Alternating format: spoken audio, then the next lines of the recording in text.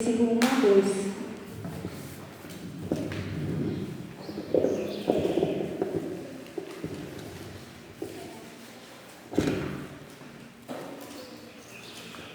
Amém, misericórdia.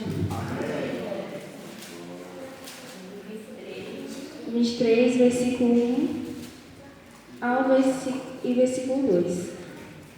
Então toda a assembleia levantou-se e o levou a Pilatos, e começaram a acusá-lo, dizendo: encontramos este homem subvertendo a nossa nação. Ele proíbe o pagamento de imposto a César e se declara ele próprio Cristo um rei.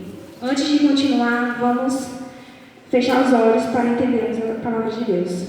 Pai amado, estamos aqui, Senhor, diante da Tua palavra, Senhor, e queremos pedir, Senhor, a Tua sabedoria divina para entendê-la.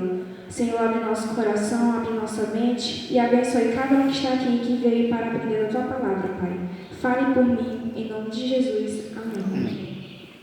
Continuando no versículo 10 e versículo 11, a gente vai encontrar assim: os chefes dos sacerdotes e os mestres da lei estavam ali, acusando-o com veemência. Então Herodes e seus soldados o ridicularizaram e zombaram dele, vestindo-o com um manto esplêndido e mandaram-no de volta para Pilatos. Aqui a gente vê momentos antes de Jesus ser morto na cruz. Então, essas pessoas aqui, elas estavam acusando, ou seja, era como se fosse um momento ali de uma audiência, do juízo final, em que Jesus estava prestes a ir para a cruz. E eu pergunto para vocês hoje, de quem foi a culpa? Foi de Pilatos? Foi do rei? Foi dos sacerdotes que mataram Jesus? Às vezes a gente fala assim, a gente tem até o filme, né, A Paixão de Cristo, que a gente vê aquele momento sofrido de Jesus, e a gente pergunta: nossa, que pessoa mal. Tem até os memes que vê na Semana Santa, em que as crianças choram vendo Jesus sendo chicoteado naquela apresentação que passa nas ruas. Então, muitas vezes a gente acha que a culpa foram daquelas pessoas. Mas ali, a culpa não foi de Pilatos que matou Jesus. Quem foi que matou Jesus? A culpa não foi dos sacerdotes ou então das pessoas que foram denunciar. Está bem que as pessoas foram dizer: ele está proibindo as pessoas a pagar os impostos a César. Mas não. Vamos abrir lá em Isaías, capítulo 53, e vamos saber de quem é a culpa.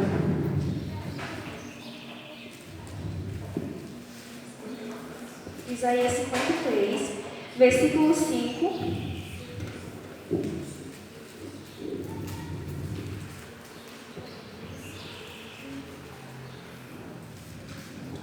Vamos ver, depois a gente vai para o versículo 8. Mas ele foi trapassado por causa das nossas transgressões, foi esmagado por causa das nossas iniquidades. O castigo que nos trouxe paz estava sobre ele, pelas suas feridas fomos curados. Vamos para o versículo 8. Com julgamento opressivo ele foi levado. E quem pode falar dos seus descendentes? Pois ele foi eliminado da terra dos viventes, por causa da transgressão do meu povo, ele foi golpeado. Então a culpa não foi de Pilatos, a culpa não foi de Herodes e nem dos sacerdotes, a culpa foi nossa. Quem levou Jesus à cruz? É o início da mensagem. Quem foi que levou Jesus à cruz? Foram aquelas pessoas da época? Não. Aquelas pessoas, Pilatos, que entregou, foram apenas fatores que aconteceram lá na época para acontecer. Se isso não tivesse acontecido, se esses fatores não tivessem acontecido, hoje nós estávamos até hoje pagando preço. Mas hoje nós temos paz. Nós estamos aqui na igreja atrás de paz nos nossos pecados.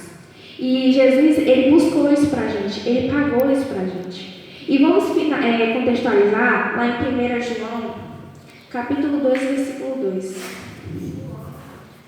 1 João.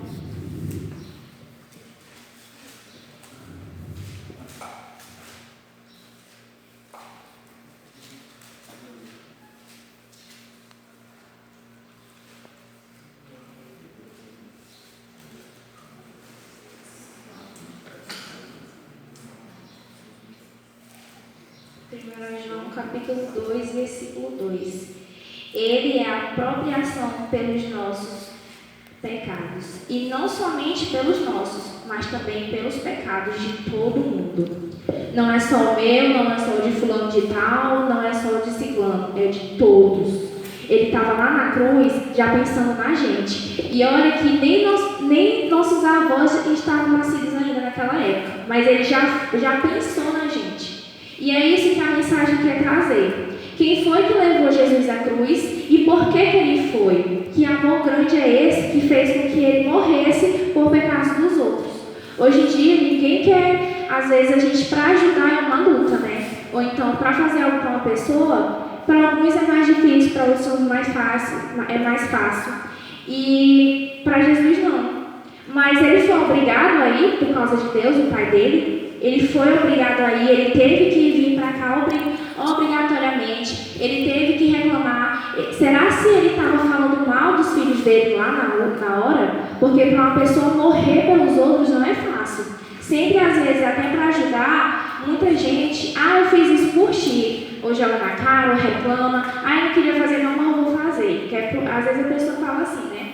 Vamos ver continuando lá em Isaías 53 e versículo 4. Vamos ver o que Jesus, o que Deus, se ele veio para cá, morrer por nós, para essa terra tão pecadora. Por que ele veio? Isaías 53, versículo 4.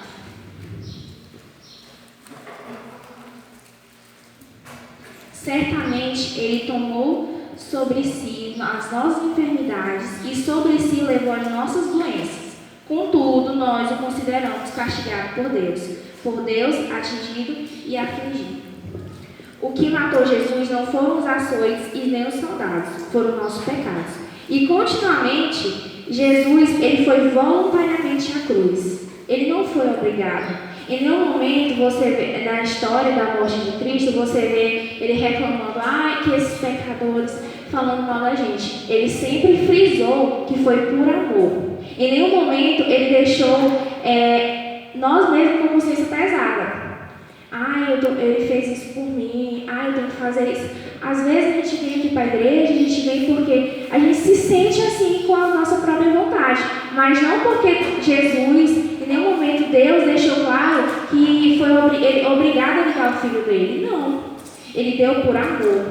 É isso que a lição vem trazendo, a mensagem dessa escola sabatina, quer mostrar para vocês. O quão grande é o amor que foi revelado na cruz para a gente. A gente precisa entender que esse amor não é um amor de sacrifício, um amor que você tem que dar forçado. Não. É um amor simples, um amor que tem que trazer paz para os nossos corações. Vamos ver lá o que o apóstolo Paulo diz lá em 2 Coríntios sobre esse amor. 2 Coríntios, capítulo 5, e o versículo 14.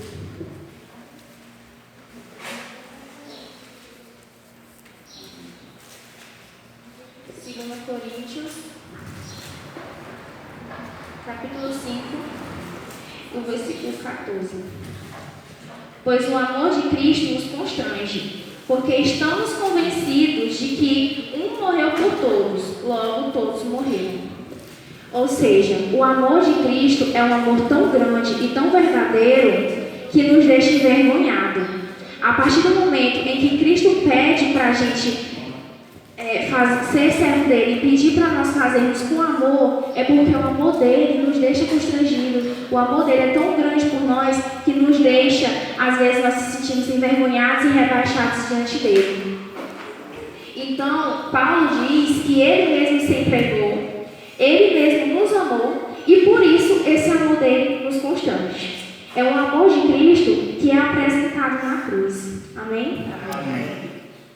E vamos falar um pouco agora sobre essa cruz de Cristo ser uma expressão. A gente já veio dizendo que é uma expressão de amor, que é um amor grande, mas continuando na mesma mensagem de Isaías que a gente já leu, lá diz que a cruz de Cristo foi a maior expressão de amor que ele teve por nós, em que esse amor foi revelado. Hoje em dia, às vezes a gente fala, eu amo fulano de tal, fulano de tal, eu amo tal, mas aí muita gente fala, mas tu não demonstra. Mas eu não vejo esse amor que ele tem por fulano. Mas eu não vejo. Muitas vezes o nosso amor é fraco diante do amor de Cristo. O nosso amor que a gente tem pelo próximo, ou até mesmo o amor que a gente tem por Cristo, é fraco diante do que ele tem por nós. É um amor justo, é um amor com regras, mas é um amor que essas regras são para nós mesmos, que traz consequências. Vamos ver lá em João 3,16. É um versículo bem conhecido por nós, mas é um versículo que contextualiza e resume tudo isso.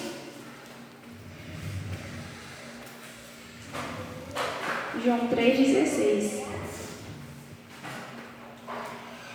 Porque Deus amou tanto o mundo que deu seu Filho unigênito, para que todo que nele crê não pereça, mas tenha a vida eterna.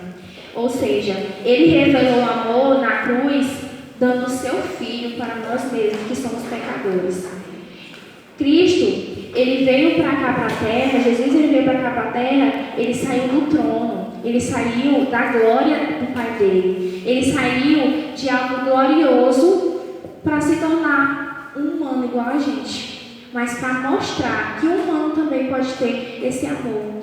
Cristo ele esteve com pessoas, andou, ele foi pobre, ele não foi rico, ele não teve benevolências nesta terra, ele sofreu, passou fome, mas isso tudo já foi uma demonstração, não foi só a cruz, foi desde o momento em que ele nasceu, em que os pais dele, Maria e José, foram procurados porque Herodes queria matar a criança. Então, desde aí você já vê o tamanho desse amor eterno. A cruz e a morte de Cristo não foi um acidente, mas foi um apontamento de Deus desde a eternidade, como eu já falei para vocês, desde a eternidade. Deus já tinha todo esse plano, ele não tinha feito nem Adão e Eva, mas ele já tinha pensado em nós, meros pecadores. Ele foi morto após ser nosso representante e fiador. A cruz sempre esteve diante dos olhos de Cristo. E isso apresenta o quão eterno é o amor de Deus. Quão eterno é esse amor que é justo, que mostra, olha, você faz isso, mas as consequências vêm. Mas eu te mostro esse caminho. Esse caminho aqui é que eu estou te dando, é por amor, mas que traz boas consequências para você. O amor de Cristo, ele traz isso na cruz, mostrando, eu fiz isso por você. E agora?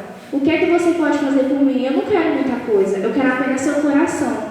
Cristo, ele morreu na cruz pedindo apenas o seu coração. Um coração pecador, um coração que veio das trevas, uma mente das trevas. Mas Cristo, ele ama o pecador e odeia o pecado.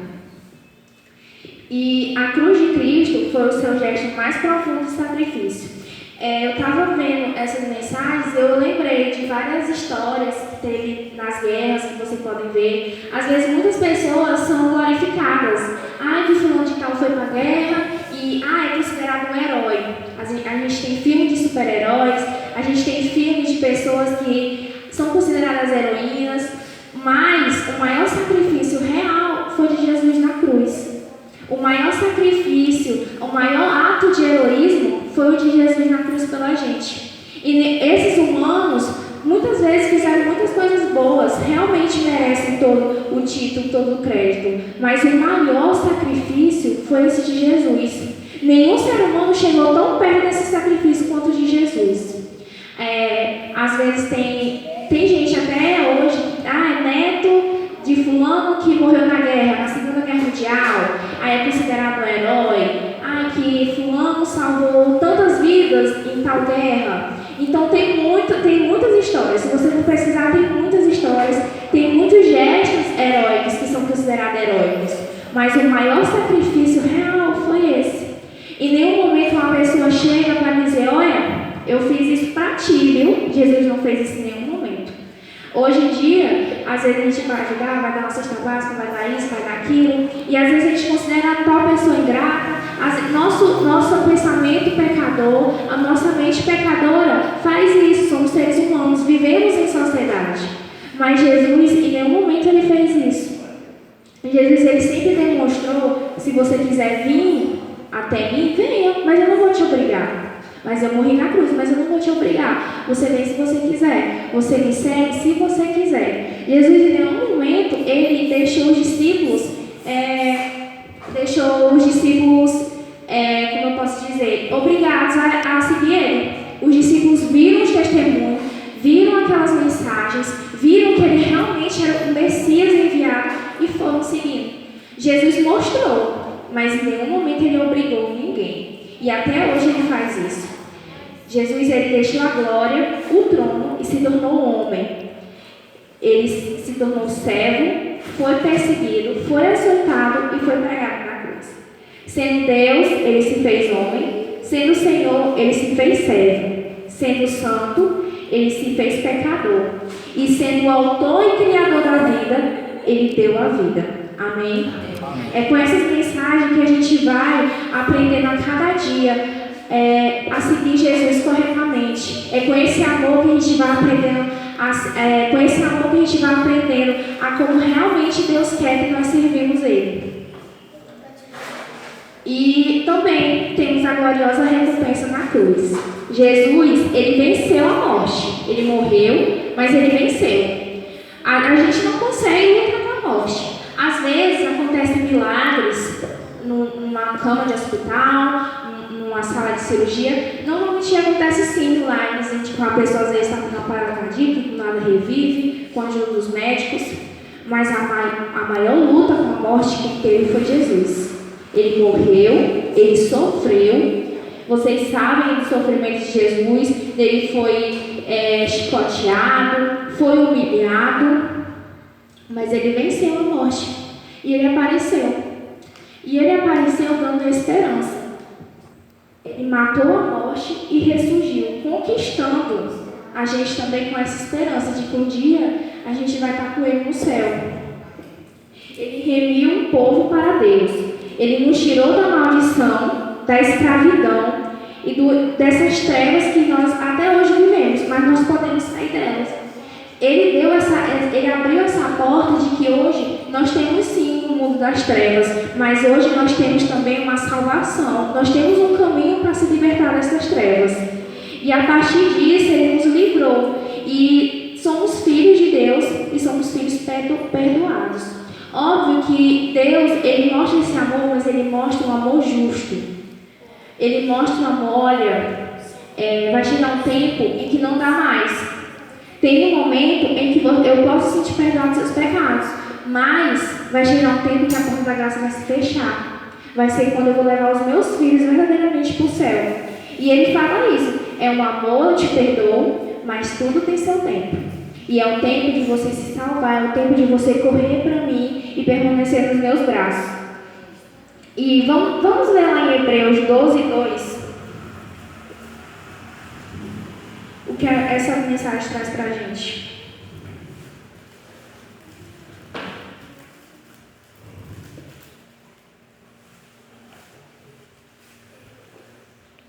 Hebreus, capítulo 12,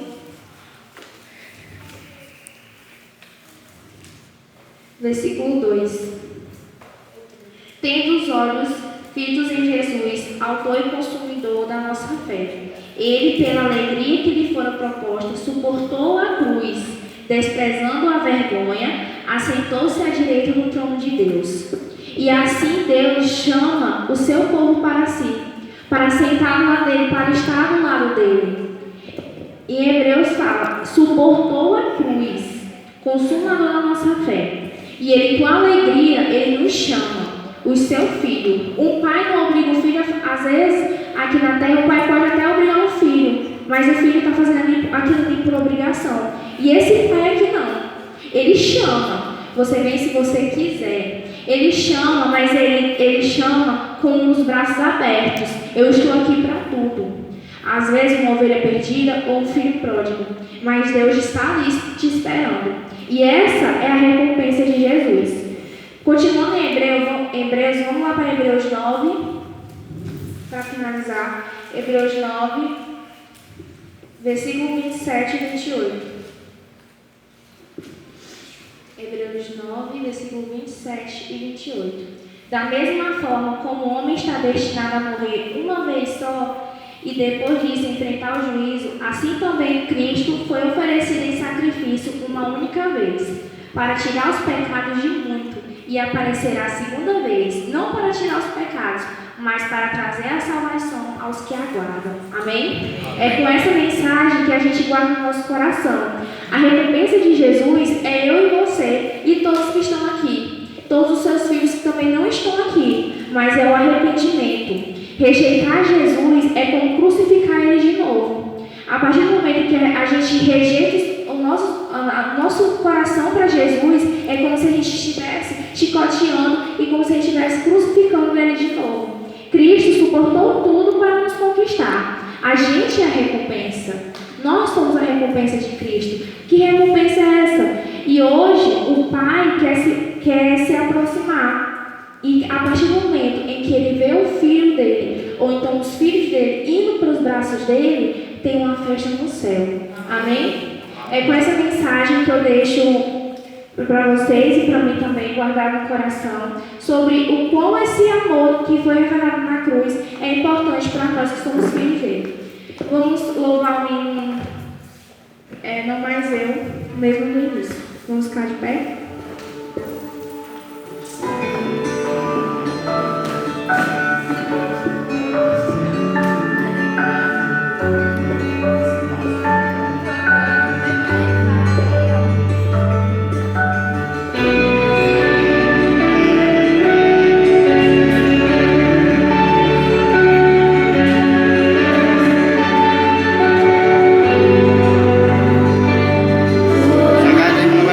Sagrada e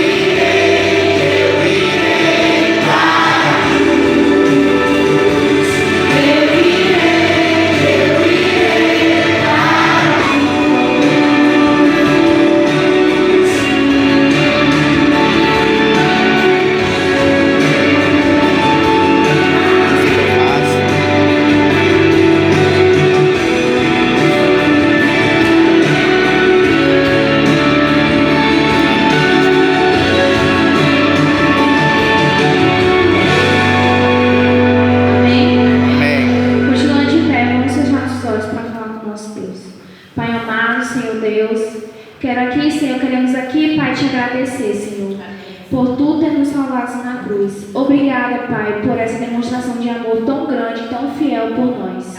Senhor, nós estamos aqui, Pai, para nos redimir, para ir para os Teus braços, Pai, como os filhos pecadores, Senhor, um coração, Senhor, pecador. Mas estamos aqui, Pai, para nos redimir, para nos ajoelhar diante de Ti, Senhor. Obrigada, Senhor, por mais um sábado especial, Pai, o Teu dia santo. Nos leve para casa, Senhor, em segurança. Esteja conosco nesse dia, com nossas famílias, os Teus filhos que estão aqui, Pai. Obrigado por tudo, em nome de Jesus. Amém.